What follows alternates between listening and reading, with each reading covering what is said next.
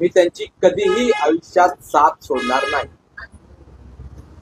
पण काही गोष्टी अशा झाल्या की त्यामध्ये म्हणजे माझा जो पास्ट, आम्ही त्यांना काय बोलवलं नव्हतं.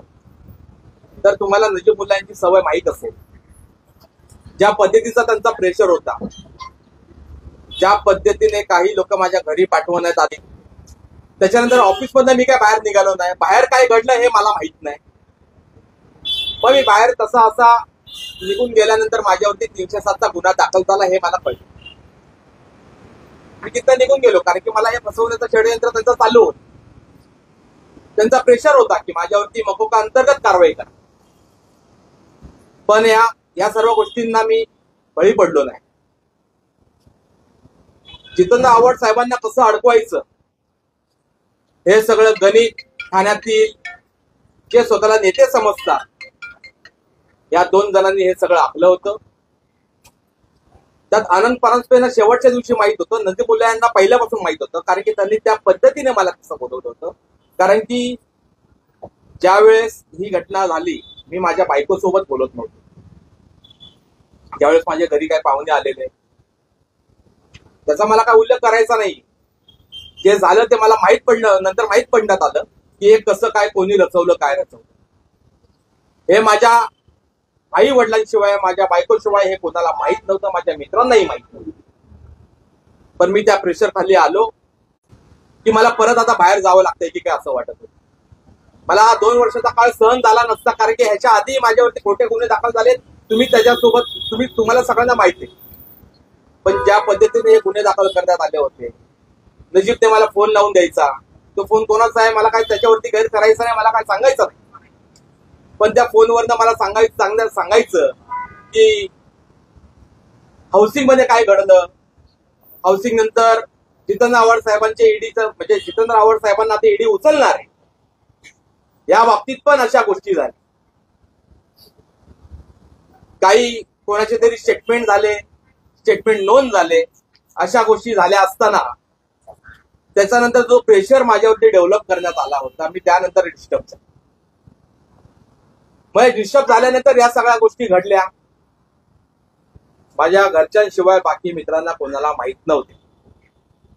50 दिवसाच्या कारावासात माझ्यासोबत जे असणारे माझे मित्र असतील, म्हणजे त्यांच्यावरती एकही गुन्हा नसताना त्यांना त्या गुन्ह्यात अडकवण्याचा प्रयत्न करण्यात आला होता. त्यात संदीप पाटील असतील, राज पाटील असतील, गोकुळ धनके असतील, असे इतर माझे खूप सारे मित्र आहेत जे पारसिक नगरमध्ये राहतात. त्यांना अडकवण्यात आलं. त्यांच्या घरामध्ये त्यांच्या आई वडिलांना प्रेशर करण्यात आला. तरी पण आम्ही ते सहन करत गेलो. पण ही वेळ होती जी नजीबुल्ला यांनी ठाण्यातलं आता राजकारण, ठाण्यातलं ब्लॅकमेलिंग आता बंद होईल. ज्या पद्धतीचं ब्लॅकमेलिंग ठाण्यातून चालतं ते आता बंद होणार. साहेब माझ्या कॉन्टॅक्ट मध्ये होते. मी त्या दिवशी मोबाईल स्विच ऑफ ठेवला होता. मी खूप प्रेशर मध्ये होतो, मी डिप्रेस होतो. ज्या वेळेस हा प्रसंग माझ्यावरती चालू होता, माझ्या मनातून तर मी तिकडे काही गेलो नव्हतो. पण काही गोष्टी आमच्या होत्या. माझ्या मिसेसचा, माझी आई या ठिकाणी रडते, माझा मिसेस या ठिकाणी रडते. त्यांना मला जो फसवण्याचा ह्यांचा कार्यक्रम चालू होता तो आज या ठिकाणी मी सांगतो, कारण की इतर कार्यकर्त्यांनी असंच फसवलं जाईल. हे राजकारण बंद झालं पाहिजे, यासाठी हे सगळं झालंय. मी जितेंद्र आव्हाड साहेबांना कदापि सोडू शकत नाही. माझ्या आईचा चेहरा येतो माझ्या समोर. माझ्या आईला घाबरवण्यात आलं. ती एका किडनीवरती जगते. या सगळ्या गोष्टी झालेल्या आहेत. हे खूप प्रेशर मेंटेन केलेलं होतं. साहेबांबाबतीत मला काही सांगा म्हणून सांगण्यात आलं होतं. पण असं काही नसताना साहेबांच्या प्रॉपर्टीची दखल घेत होते, साहेबांच्या इन्कम टॅक्स मधनं काही दखल घेत होते. या सगळ्या गोष्टी समोर येत होत्या. पण असं यात काही तथ्य झालं नाहीये. मला पूर्णपणे फसवण्यात आलं होतं, म्हणून हा घेतलेला डिसिजन होता. तुमच्यासोबत असणारे मला काही नाही, मला मी साहेबांवरती माझं जेव्हा प्रेम आहे साहेबांचं माझ्यावरती प्रेम. हे जर झालं नसतं, प्रवेश होऊनही साहेबांनी मला फोन केला, अभिजित अरे काय झालं नक्की. साहेबांचा फोन आला नसता तर 22 तारीख अल्टिमेट होती, त्या 22 तारखेनंतर मी आत्महत्या केली असती. एवढा माझ्यावरती प्रेम. मी हे सहन करण्याच्या पलीकडे होतो.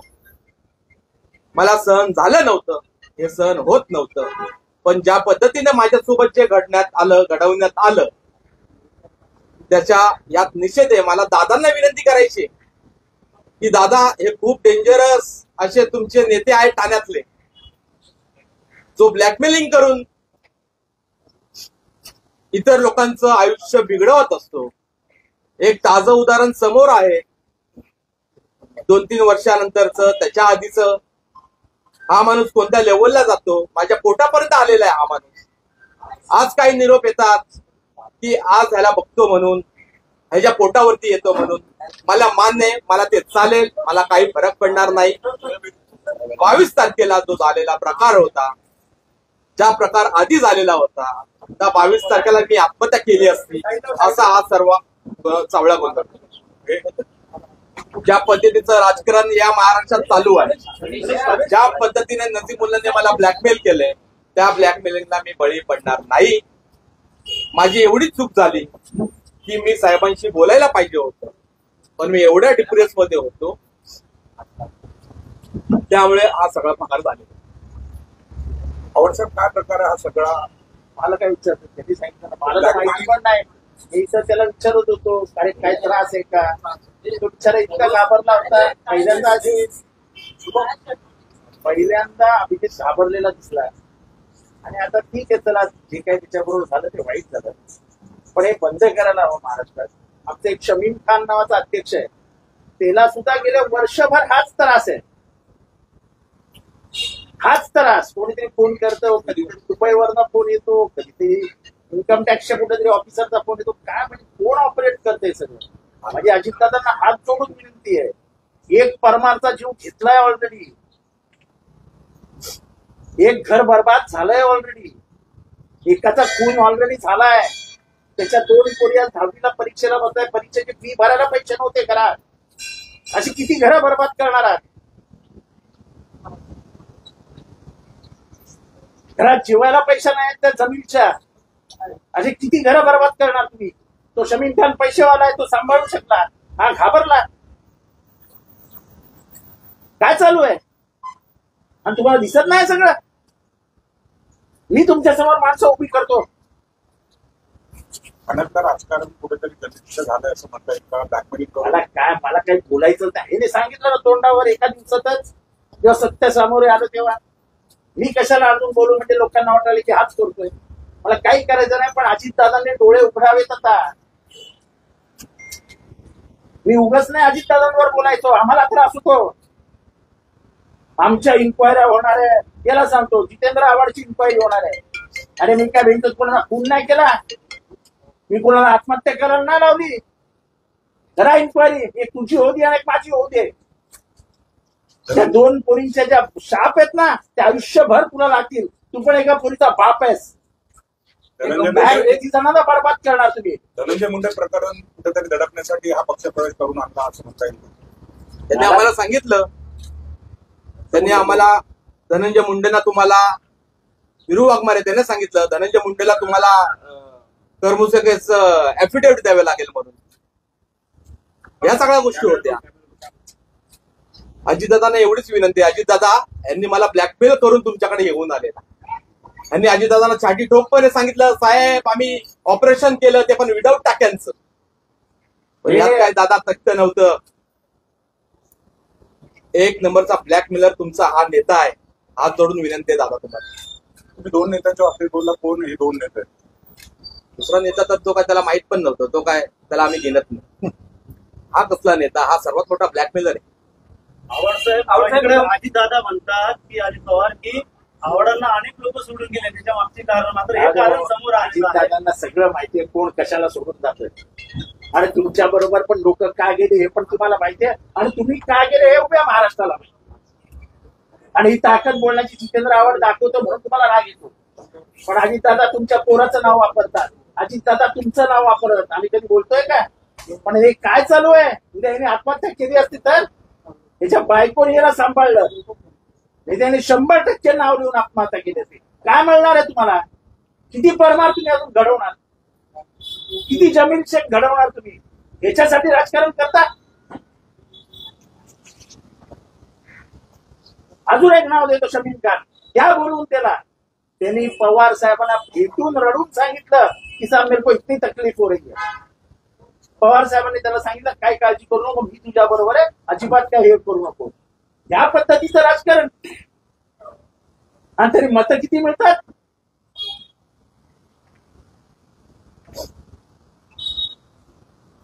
अजूनही सांगतो, जमीन शेखची खून उघडा. त्या ते जे नितीन ठाकरे नावाचे इन्स्पेक्टर त्यांच्या हातात चौकशी द्या. हिंमत असेल तर मी या गव्हर्नमेंटला चॅलेंज करतोय, हिंमत असेल तर द्या नितीन ठाकरेच्या हातात केस आणि सांगा चला करा चौकशी, बघा काय होतं त्याचं. तुम्ही गृहनिर्माण मंत्री असताना काय चालायचं असे प्रश्न त्यांना विचारण्यात सांगत आले. किती दुर्दैवी. मी माझ्या आयुष्यात काय केलं याला सगळं माहितीये. हा माझ्या बरोबर सावलीसारखा असायचा. सगळं विचारू ते जाऊ द्यावं, पण माझं आधी चालू आहे. एका एवढ्या छोट्या माणसाच्या प्रवेशासाठी तुम्ही काय स्तरावरती लोकांना हे करू देताय? कुठलं स्तर गाठताय तुम्ही? माझ्या संपत्तीची ओपन चौकशी करा. मी सांगतो ओपन. 35 वर्ष राजकारण करतोय. 93 साली शिक्षण मंडळाचा अध्यक्ष झालो, 2002 साली आमदार झालो, फक्त पवार साहेबांच्या मेहरबानीमुळे. आणि मी इतका घालेला माणूस होतो, तो पवार साहेबांनी मला जवळ ठेवला नसता. कमीत कमी कोणाचा तरी जीव जाईल हे तरी लक्षात घ्या. प्रत्येक जण मेंढ्याच्या कातडीचा नसतो. ह्याची बायको जर मागे उभी राहिली नसती, याने 100% फाशी घेतली. साहेब, आमदार जे फुटले, राष्ट्रवादीचे 2 गट झाले, त्याच्या मागे ब्लॅकमेलिंगचं राजकारण होतं का? जाऊ दे, मला त्या लफड्यात पडायचंच नाही. ते का फुटले, कशाला फुटले, अजितदादा का गेले, हे सगळं उभ्या महाराष्ट्राला माहिती. त्याच्यात नाही पडत अजितदादा काय चालू आहे. आम्ही का नाही तुमच्यावर चिडणार, का नाही तुमच्यावर रागवणार? गेले वर्षभर ठाण्यात हायच करतायत. म्हणजे माझी मुंबऱ्यातली माणसं फोडण्यासाठी खोट्या पोलीस केसेस, खोटे फोन, रिझर्वेशन, या 4थ्या मजल्यावरती तक्रारी. महापालिका तर अशी वापरली जाते जशी आपल्या बापाची मालमत्ता. आजही तो पदावर नसताना महापालिका आयुक्त त्याला केबिन देतात कशी वापरायला. आजही महापालिकेचा स्टाफ त्याच्यासाठी काम करतो कसा. आणि काय चालू काय? अरे कोणाच्या बापाची महापालिका आहे? कोण बाप मालक याचा? सार्वजनिक पैशाची उधळण होत असताना, तक्रारी करत असताना महापालिकेचे डोळेही नाही उघडत. राग नाही येणार मला. एक माणूस अख्खं महापालिका ब्लॅकमेल करतोय, एक माणूस. याची फाईल उघड, त्याची फाईल उघड. 4थ्या मजल्यावरचे अधिकारी फाईल उघडी कशी देतात? त्याच्या हातात फाईलिंग देतात कशा?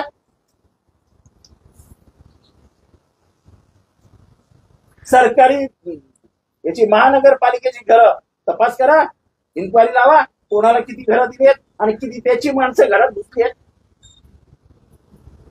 आणि बोलत नाही, जाऊ द्या जाऊ द्या जाऊ द्या, आपल्याला काय करायचं पर्सनल. हे अति झालं यार. तो स्वतःच्या तोंडाने सांगितलं मी आत्महत्या केली असती. म्हणलं बस रे, आत्महत्या कशी करतो?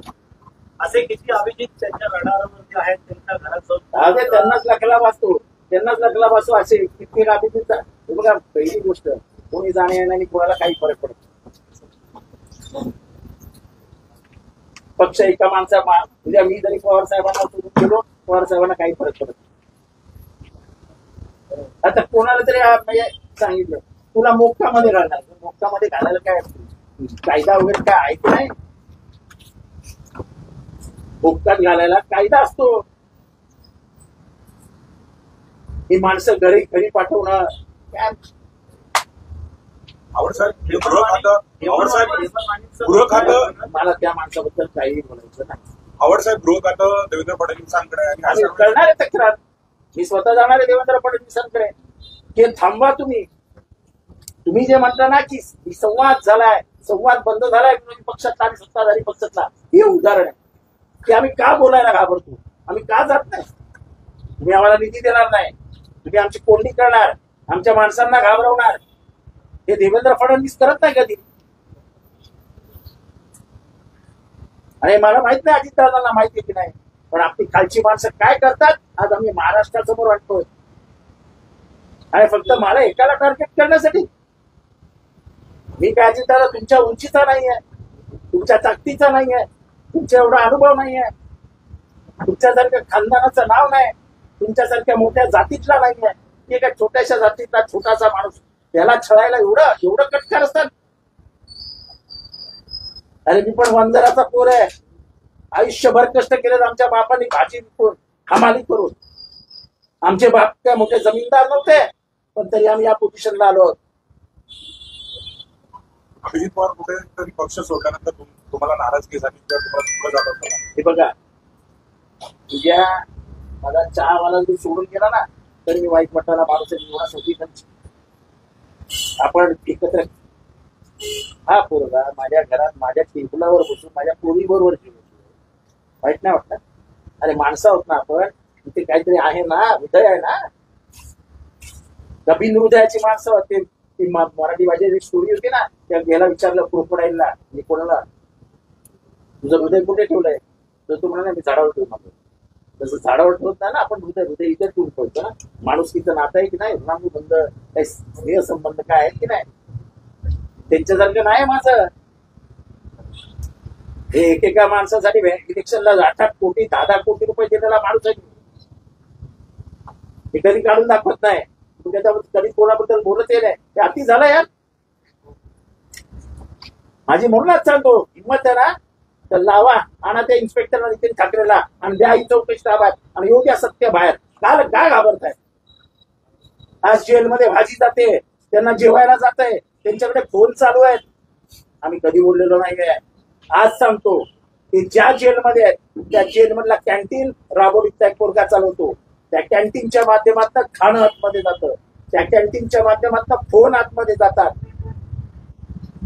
हलवा त्यांना, हलवा, न्या गिरचोरी नेऊन ठेवा. एक निर्गुण हत्या केलेल्या माणसाला सगळ्या फॅसिलिटीज मिळतात, सगळे मित्र एकत्र बसलेले आहेत. मारामारी झाली आतमध्ये. आरोपी नंबर 1 आणि सुपारी घेणारा, त्या आरोपी नंबर 1 ने सुपारी घेणाऱ्याच्या हातपाय तोडून टाकले. मारणाऱ्याचं नाव इरफान, मार खाणाऱ्याचं नाव ओसामा. कोण होतं? कोण आहे हबीब? याला पकडलाय. याचा सर्वात खास माणूस हबीब, याचा सख्खा छोटा भाऊ म्हणजे हबीब. मी बोलत नाही. अरे मला सुद्धा इथे टोचतं की नाही? एवढे सगळे सिद्ध असताना, एवढे सगळे पुरावे असताना महाराष्ट्र सरकारने काय केलं आजपर्यंत? आमच्यासाठी सुप्रीम कोर्टामध्ये 4-4 वकील लावले. आणि ह्याच्यासाठी एक तर चांगला वकील द्या. याने मर्डरच केलाय ना, इथं मर्डर केला पण नव्हता, माझ्या हातनं चुकी पण झाली नव्हती, तरी फार सुप्रीम कोर्टापर्यंत वकील लावत गेले. यापुढे तरी अशी पॉलिटिकल ब्लॅकमेल थांबेल काय वाटतं तुम्हाला? त्याबद्दल त्यांना जाऊन विचारा, मला काय विचारलं. काय ऑफर दिली होती का अभिजित तुम्हाला? काय बँकेकडनं नशीब बुलाने असेल का ऑफर? ऑफर दिली होती का? ऑफर काही आश्वासनं, पैशाचा आमिष किंवा अशा काही प्रकार? यात असं ह्याच्यात केल्यानंतर कसं कोणत्या गोष्टीचं आश्वासन देतील? तो काय देतील? नावाला आपलं पत्र बनवलं, एक पत्र देऊन टाकलं, तुला याचा सांभाळ करायचा आहे, हे माझ्याकडनं होणारच नव्हतं. यांची अपेक्षा एवढीच होती आणि अडकवण्याचं की याला आणि माझा जे ह्याने ते सगळ्यांनी एक मान्य केलं की जितेंद्र आव्हाड कशातच सापडत. मी सांगितलं त्यांना, यांचं काम करण्याची स्टाईल वेगळी होती. मी बघितलं, मी जवळून बघत होतो ना, कारण की टीव्ही होते जवळ. या सर्व गोष्टी बघितलेल्या होत्या. या माणसाला कसं अडकवण्यात येईल याचा सर्वस्वी हा फक्त आणि फक्त त्या माणसाचं काम चालू आहे. हे काय होणार नाही, कारण की त्यांना पण कळलंय की यातून या माणसाचं काय वाईट होणार नाही, म्हणून हे असे दुसरे उद्योग बंद करायचे. पवारांना काय सांगायचं तुम्हाला एकंदरीत? काय दादाला हात जोडून विनंती, दादा या माणसाने ब्लॅकमेल करून आम्हाला मला तरी घेऊन महाराष्ट्रात काही ठराविक मला जितेंद्र आव्हाड साहेबांनी ऍक्सेप्ट करू किंवा ऍक्सेप्ट न करू, पण मी या माणसाला आयुष्यात कधी सोडणार नाही. हे माझं तेव्हा पण वाक्य होतं आणि आता पण. सर, महाराष्ट्रात काही ठराविक नेतेच आहेत जे सरकारच्या विरोधात बोलतायत आणि ह्या असे विरोधक कमी करण्याचा प्रयत्न आहे का? मला वाटत नाही हे फार छोट्या लोकांची छोटी राजकारण आहे. हे सरकार देवेंद्र फडणवीस चालवत आहेत आणि त्यांचं वाक्य पहिल्या दिवसाचं ते वाक्य होतं की मला संवाद कमी करायचा आहे, मला विरोधी पक्षामध्ये आणि सत्ताधाऱ्यांमध्ये संवाद निर्माण करायचा आहे. त्यांच्या या वाक्यावर माझा विश्वास आहे आणि माझी खात्री आहे की हे जे काय झालंय त्याचा देवेंद्र फडणवीस गांभीर्याने घेतो. भस्मासूर एक रावण तयार करून ठेवला तुम्ही ठाण्यामध्ये. हे जाईल त्याला ब्लॅकमेल करतो, हे जाईल त्याला. तो बिचारा शमीम खान आत्महत्या करायला निघालेला, प्लस त्याला विचारलं नाही शमीम खान मला सांगायचं की मी येतो. अरे कोणी सांगेल मी येतो ब्लॅकमेल केल्यावर? करतो कशाला? आम्ही जातो का रिजवानला ब्लॅकमेल करायला? आम्ही जातो का तुझ्या माणसांचं विचारायला की कोण सोनं आणतं का डायमंड फिरवतं? विचारतो का? अरे खूप माहिती आहेत गोष्टी आम्हाला, राबोडीत काय काय चालतं ऑफिस मधनं.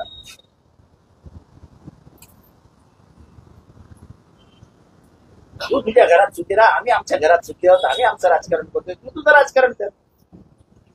हे नको ते धंदे कशाला करायचे अजितदादांमध्ये असं कॉलर टाईप करायला? हमको 2 आमदार चाहिए, हमको 2 आमदार चाहिए, असे आमदार होतात काय? याला विचारा काय विचार म्हणत होते.